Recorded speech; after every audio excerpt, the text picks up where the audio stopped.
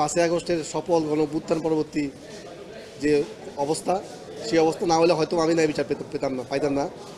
আমি আল্লাহর কাছে শুকরিয়া আদায় করছি।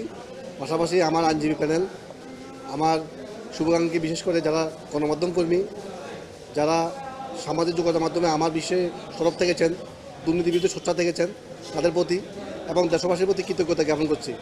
যাতে আমি আমার বয়স অল্প, প্রায় 37 চলে, আমি যাতে সামনের দিনগুলো দুর্নীতির বিরুদ্ধে কমিশনের আদেশে আদিষ্ট হয়ে আমি একজন কমিশনের সৎ কর্মচারী হিসেবে চলতে পারি, সেজন্য আমাকে দোয়া করবেন। ন্যায় বিচার প্রদানের ক্ষেত্রে আজ আরেকটি মাইল ফলক যোগ হয়েছে।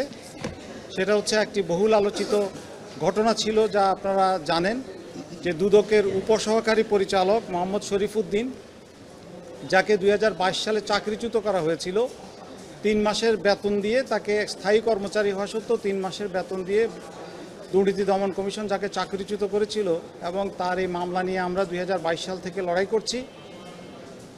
তার ওই চাকরিচ্যুতি আদেশের বিরুদ্ধে চ্যালেঞ্জ করা রিট পিটিশনে যে রুল নিশি জারি করা হয়েছিল, সেই রুল নিশি আজকে চূড়ান্ত শুনানি শেষ হয়েছে এবং সেটার রায় ঘোষণা করা হয়েছে। সেই রায় অনুযায়ী এই রায় পাওয়ার 30 দিনের মধ্যে তাকে চাকুরিতে জ্যেষ্ঠতা সহ সকল বেনিফিট সহ বকেয়া বেতন সহ চাকরিতে পুনর্বহালের নির্দেশ দেওয়া হয়েছে।